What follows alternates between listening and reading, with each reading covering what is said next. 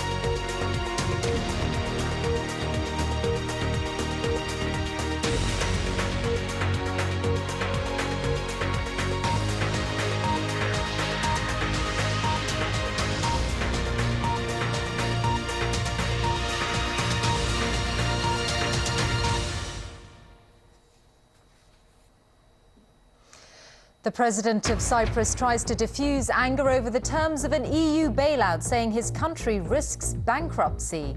Cash machines have been emptied as a tax of up to 10% on savings is announced. British troops serving in Cyprus will be protected. Last-minute attempts at a deal on press regulation as David Cameron faces Nick Clegg siding with Labour in tomorrow's Commons vote. Changes to pensions and social care in Wednesday's budget, but the Chancellor says there'll be no easy answers to Britain's economic woes. This is BBC Television, broadcasting from the television centre. Not for much longer, as BBC News says goodbye to an iconic building. We look back over 40 years.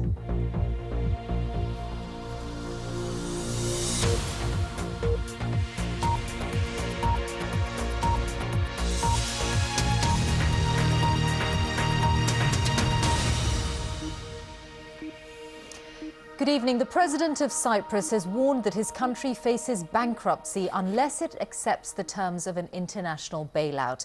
There's been shock and anger in Cyprus since it was announced that the deal includes savers paying a levy of up to 10% on the money in their accounts. Here, the government's promised that British troops serving in Cyprus will not be affected. Our correspondent Mark Lowen has this report from Nicosia. Regular training for British reserve troops in Cyprus. Over 3,000 are here. They too are in the firing line of the new tax on savings. It's worried many, but the Chancellor has reassured them. We are going to compensate anyone who is affected by this bank tax. People who are doing their duty for our country in Cyprus will be protected from this Cypriot bank tax. But no such comfort for the thousands of British residents in Cyprus. For 30 years, Alan Thomas has savoured the Mediterranean lifestyle here. Never did he expect that his savings would suffer. I see it like robbery. They're just coming in and taking money off people without any... The money in the bank is supposed to be secure, right? And it's not. They just took it. The problem signs were there. Cyprus is a tax haven with an oversized banking sector. It lent heavily to Greece and was struck by contagion. Almost half of the depositors are foreign, and the new bank tax will also hit the money launderers. Tonight, the president made a national address. This was, he said, the lesser of two evils. This solution is certainly not the one we would have wanted, but it is the least painful under the circumstances, because above all, it leaves the operation of this country in our hands. But in the smoky bars of the capital, the anger is bubbling. A tiny Eurozone nation feels blackmailed by the powerful. If we don't accept the tax, that everyone will lose their jobs and there will be a collapse. Tomorrow and after tomorrow it will be a lot of demonstrations in this country, and they don't have the right to take the money from the pocket of the people. Some people have worked for for 20 years, for 30 years, and they have saved their money for their kids, for the future. They just come and take it like that. Who gives them the right? The fear now is that this tax could spread panic far beyond Cyprus. For even if Brussels says it's a one-off, savers in other indebted countries might look at what's happening here and wonder if they're next. and that could hit banks across Europe and shake the Eurozone's fragile calm of the past few months. Mark Lowen, BBC News, Nicosia. Well, anyone with accounts in Cypriot banks here in the UK won't be affected, but the terms of this bailout are in contrast with previous deals for Ireland, Greece, Portugal and Spain. Let's join our Europe editor Gavin Hewitt, who's in Brussels. What is the thinking there, Gavin, on what's happening in Cyprus? Well, Michelle, Europe's leaders are very worried about the fact that the Cypriot Parliament might actually reject this bailout deal. They're being told the mood on the island is angry and resentful. And the Cypriot president has made clear that if this deal is rejected, 2 banks could collapse, but also the country would face bankruptcy. But there are moves tonight to try and perhaps soften the impact of some of this on some of those smaller depositors and savers. And I have to say, elsewhere in Europe, there is unease about the fairness of this deal. One very senior official actually said, you know, it wasn't ordinary people who were responsible for this. Even the German finance minister has seemed to distance himself a little by saying it's up to the European Commission and the European Central Bank to explain what lay behind this to the Cypriot people. Now, what happens tomorrow if the Cypriot Parliament rejects the deal? Then the Eurozone will be back in full crisis mode, and as Mark has explained, all eyes will be on the rest of Europe to see what depositors elsewhere do with their funds. Michelle. Gavin, thank you. Gavin Hewitt, our Europe editor in Brussels there. The Culture Secretary, Maria Miller, has said that she still hopes for a cross-party deal on press regulation to avert what could be a bruising defeat for the Prime Minister in the House of Commons tomorrow. Without a deal, David Cameron and Nick Clegg will be on opposing sides of the issue, with the Liberal Democrats siding with Labour and calling for a new system to be enshrined in law. Here's our political correspondent, Ian Watson. After more than 3 months of talks and just 24 hours before a crucial Commons vote, there's still no deal on how to regulate the press. Negotiations are continuing, but David Cameron could face defeat tomorrow because his Lib Dem coalition partner Nick Clegg is still siding with Labour's Ed Miliband. David Cameron opposes any hint of state regulation. He believes a royal charter, the kind of thing which currently governs the BBC, is the best way of setting out the responsibilities of newspapers while keeping them free from political interference. Labour and the Lib Dems want any charter written into law, and while there's some room for compromise, the Prime Minister is still reluctant. But ultimately we're very clear, and the Prime Minister is very clear on this, that we believe that a Royal Charter is a strong way forward. It provides the sort of tough self-regulation that the Leveson Principles set out. But other issues have been casting a shadow over the discussions. Labour and the Lib Dems want to make it even clearer that the press shouldn't be able to pick and choose the people who regulate them. And when they get things wrong, the press should be told exactly how to apologise. We want to be sure that if the regulator finds that the press code has been breached and the newspapers have done something wrong and they need to apologise and issue a correction, that actually the regulator can say, well, if this was a front page story, then you really need to do your correction on the front page and not bury it on page 26. Attempts to reach some kind of agreement on press regulation haven't yet been abandoned. David Cameron and Nick Clegg are expected to talk ahead of the crucial vote in the Commons tomorrow. Now, if they can't come together, it is possible that the Prime Minister will be defeated. That could erode his authority in the short term, but he could then go into the next general election portraying himself as a champion of press freedom. In difficult economic times, how to police the press isn't top of everyone's political agenda, but it's an issue which could still undermine the Prime Minister and highlight a very public split in the coalition. Ian Watson, BBC News, Westminster. The Chancellor, who's preparing to deliver his budget on Wednesday, has said he's bringing forward plans to introduce a simpler state pension as well as a cap on social care costs. George Osborne again defended his approach to tackling the deficit, arguing that anything else would leave the UK facing economic disaster. The Shadow Chancellor, Ed Balls, has likened the government's economic policies to a lunatic farm. This report from Adam Fleming. Ahead of this week's budget, the Chancellor is clearly trying to appeal to older voters. A year earlier than planned, in 2016, he'll introduce the new simplified state pension, along with the cap on the cost of adult social care in England, which will now be £3,000 more generous. But George Osborne wouldn't be drawn on reports that he'll inject billions into housing. And he's sticking to his strategy for bringing down the deficit. But there is no easy answer to Britain's problems. There's no miracle cure, because of course if there was a miracle cure it would have been deployed. It's just a lot of hard work of dealing with Britain's debts, helping businesses create jobs, helping families who want to work hard and get on. While George Osborne gets on with the budget here at the Treasury, he's been getting advice from all sides. Many of his own MPs would like deeper spending cuts and tax cuts to boost business. From the Liberal Democrat part of the coalition, the Business Secretary Vince Cable has called for more investment in infrastructure. While Labour's Ed Balls is calling for a complete change of direction.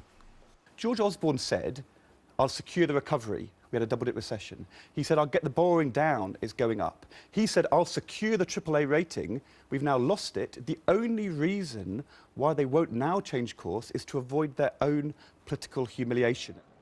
They're all likely to be disappointed because the Chancellor says he's going to stick with the tough decisions he's already made in previous budgets. Adam Fleming, BBC News, Westminster. China's dream of economic development will remain the priority. That's according to its new president, who's just made his first speech in the job. Xi Jinping said he would fight for a great renaissance of his country, tackle corruption and help the middle class. Our correspondent Damien Grammaticus was watching in Beijing. Dawn over Beijing. In the heart of Chinese power, a new era just beginning. The smog hung thick as 1 billion people waited to hear from their new leaders. Xi Jinping took the stage. China's new president spoke of his Chinese dream, a strong nation ruled over by the Communist Party, where all share in China's new prosperity. The Communist Party is the core power that leads and unites all our people. The party must govern itself, it must improve its leadership and its ability to fight corruption. The man now ruling over the world's rising superpower has worked his way through the party's ranks, but he comes from a powerful, rich family. His daughter, seen here, is now among the many children of China's elites studying in America. Also entering today a new premier and cabinet. Their priority to keep China's economy growing fast, but make it fairer, more sustainable, less polluting. The same promises were made by the outgoing ministers.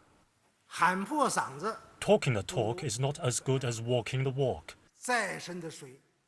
However deep the water, we will wade into it. We have no alternative. The future of our country depends on it. The pollution out here in Beijing is so bad today, it's even obscuring Chairman Mao's view of Tiananmen Square. If his successors in the new leadership are to transform China, then the most powerful vested interest they'll have to take on are within the Communist Party itself, and they won't give up their wealth and privilege without a fight. Damien Grammaticus, BBC News, Beijing. Pope Francis has delivered his first Angelus prayer and blessing to a crowd of thousands in St. Peter's Square in Rome.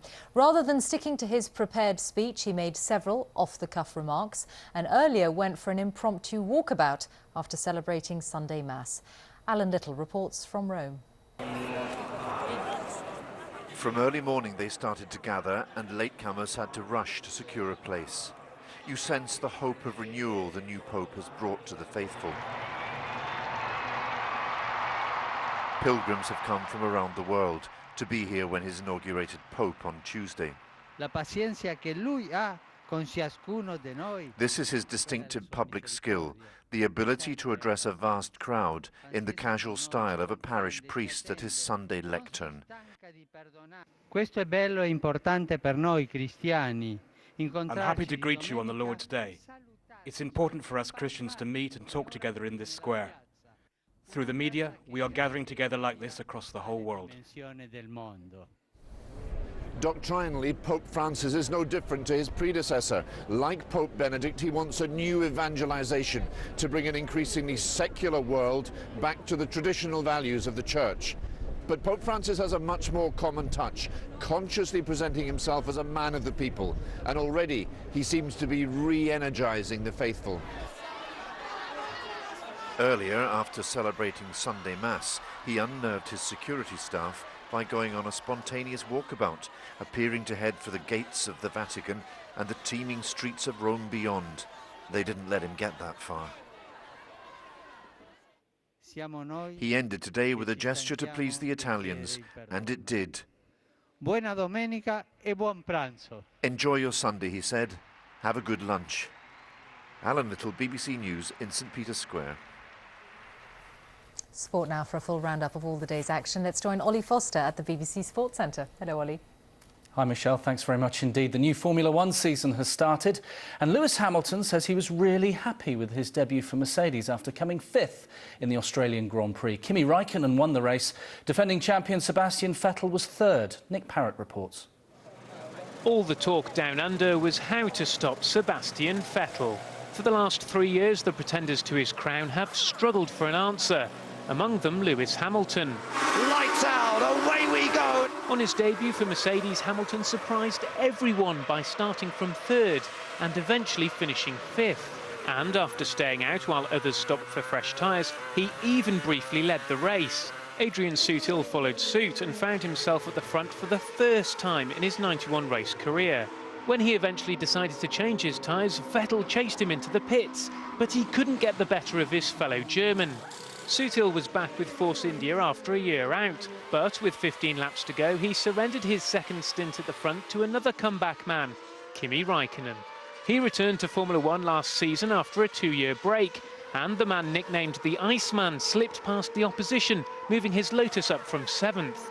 This is going to be a fully deserved victory. The last time Raikkonen won the opening race was 2007, when he went on to claim the championship. The Finn has got a head start, but he'll have to keep his eye on Vettel if he's going to stop him claiming a 4th title in a row. Nick Parrott, BBC News.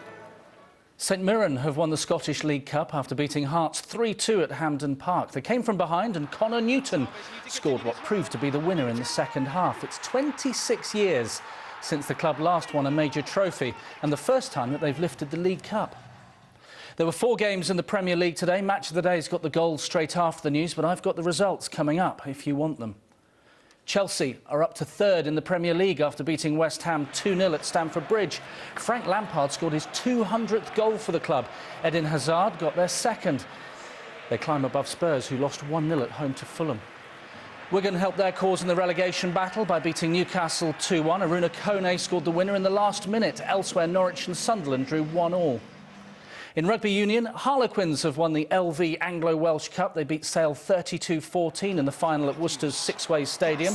They scored 4 tries, including this one for Tom Casson. Finally, frustration for England's cricketers. More rain in New Zealand on the final day of the second test, and that match is heading for a draw. That's all your sport, Michelle. Ollie, thank you.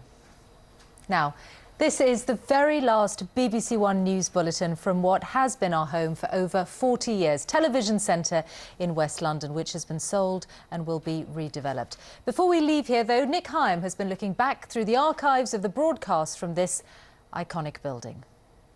The year was 1969. The Vietnam War was at its height. Man landed on the moon, and BBC Television News moved to a new home, a futuristic television centre first conceived in 1949.